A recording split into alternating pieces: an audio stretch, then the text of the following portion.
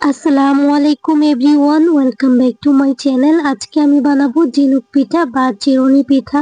যারা কিনা একদিন পিঠা বানিয়ে পুরা মাস জুড়ে খেতে চান তাদের জন্য আজকের পিঠাটা ঠান্ডা হওয়ার পরও কিভাবে ক্রিস্পি থাকবে সমস্ত টিপস সহকারে আজকে শেয়ার করছি রেসিপিটা।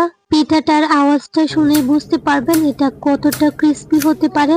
ঝিনুক পিঠা বা চিরুনি পিঠা এটা কিন্তু সবার ভীষণ পছন্দের একটা পিঠা। অনেকে এটা বানাতে পারেন কিন্তু 1-2 দিনের মধ্যেই কিন্তু এটা নরম হয়ে যায়। তাদের জন্যই আজকের ভিডিওটা। তাহলে চলুন আর কথা না বাড়িয়ে শুরু করি আজকের মূল রেসিপিটা।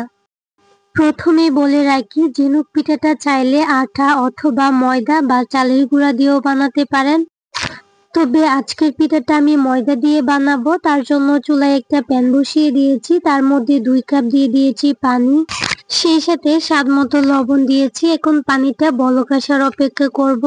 পানিটা খুব ভালোভাবে ফুটে গেলে এর মধ্যে কিন্তু ময়দাটা অ্যাড করতে হবে বা চালের গুঁড়া যেটাই দেন। এখানে আমি 2 কাপ পানি নিয়েছি, তার জন্য 1.5 কাপ দিয়ে দিয়েছি ময়দা, দিয়ে খুব ভালোভাবে নেড়ে চেড়ে একটা ডো বানিয়ে নিব। এই পর্যায়ে চুলার আঁচটাকে আমি একদম লোতে করে দিয়েছি, না হলে পানিটা দ্রুত শোষণ করে নিবে আর ডোটা সিদ্ধ হবে না। তো খুব ভালোভাবে এটাকে নেড়ে চেড়ে আমি একটা টাইট পিট ডো বানিয়ে নিয়েছি। এই ডোটা কিন্তু নরম হলে হবে না, একদম টাইট পিট একটা ডো হতে হবে। ডোটা আমি একটু দেখিয়ে দিয়েছি হাতে নিয়ে। ডোটা এরকম করলে হাতে লাগবে না, তখন বুঝতে পারবেন যে ডোটা একদম ঠিকঠাক হয়েছে। ডোটা কিন্তু হয়ে গেছে। এটাকে আমি একটা চড়ানো প্লেটের মধ্যে কিছুক্ষণ রেখে দিব যাতে করে একটু ঠান্ডা হয়ে যায়। এত গরম অবস্থায় কিন্তু এটাকে ময়ান করা যাবে না, তো কিছুক্ষণ রেখে দিয়েছিলাম। ডোটা হালকা কুসুম গরম আছে, এই অবস্থায় আমি এটাকে ময়ান করে নিয়েছি। আবার একেবারে ঠান্ডা হলে কিন্তু ডোটা শক্ত হয়ে যাবে, ময়ান করার পর ডোটা কিন্তু সফট হবে না। তো খুব ভালোভাবে একটু বেশি সময় নিয়ে ডোটাকে আমি মুথে নিয়েছি। আর ডোটা কিরকম হবে একটু দেখিয়ে দিয়েছি। টাইট হবে কিন্তু একদম মসৃণ হবে, সফট হবে। তো এখান থেকে আমি অল্প করে একটু লেচি কেটে নিচ্ছি। বাকি ডোটা কিন্তু আমি একটা ঢাকনা দিয়ে ঢেকে একটা সাইডে রেখে দিব, না হলে এই ডোটা উপর থেকে ড্রাই হয়ে যাবে। এই পিঠাটা বানানোর জন্য কিন্তু চিরুনি লাগবে, অবশ্যই 2টা চিরুনি লাগবে। আর এটা যেহেতু চিরুনি পিঠা বা ঝিনুক পিঠা, অবশ্যই চিরুনি লাগবে। অল্প একটু লেচি কেটে নিয়েছিলাম। আর এই পিঠাগুলো সবগুলো এক সাইজ করে বানালে এগুলা দেখতে বেশি সুন্দর দেখা যায়। তারপর এই ডোটাকে একটা লম্বা টাইপের মেরা পিঠার শেপ দিয়ে নিয়েছি আর চিরুনি দিয়ে ডিজাইনটা করে নিয়েছি। এটা আসলে বলে বোঝানোর মতো কোনো কিছু নাই, ভিডিওতে দেখা প্রসেস অনুযায়ী আপনারা অবশ্যই এটা বানিয়ে নেবেন। এটা বানানো খুবই সহজ। তো আমি সেম ভাবে সবগুলো পিঠা বানিয়ে নিয়েছি আর পিঠাগুলো মাশাআল্লাহ অনেক বেশি সুন্দর হয়েছে।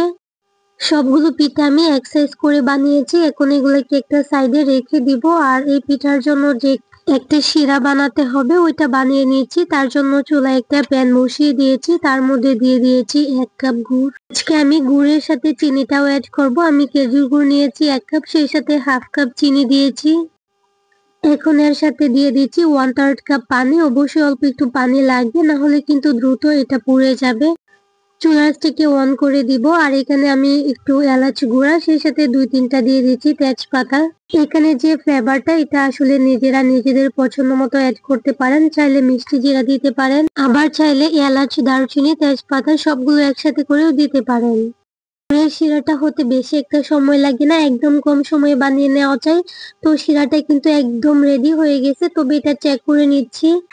এই শিরাটা যদি পাতলা হয়ে যায় তাহলে পিঠাগুলো সংরক্ষণ করে রাখতে পারবেন না। শিরাটা যখন 1-2টার হবে তখন কিন্তু এটাকে নামিয়ে রেখে দিতে হবে একটা সাইডে। আর এটা গরম থাকা অবস্থায় আর একটু ঘন হয়ে যাবে। এই পর্যায়ে এসে আমি পিঠাগুলোকে ভেজে গরম গরম পিঠাগুলো শিরার মধ্যে ডুবিয়ে নিব। তেলটা দেখতে পাচ্ছেন, এটার মধ্যে আমি এই ঝিনুক পিঠাগুলো ভাজার আগে আরো কয়েকটা পিঠা ভেজেছি, যার জন্য এরকম হয়েছে। পিঠাগুলো তেলে দেওয়ার সাথে সাথে চুলার আঁচটাকে কিন্তু বাড়িয়ে দিতে হবে।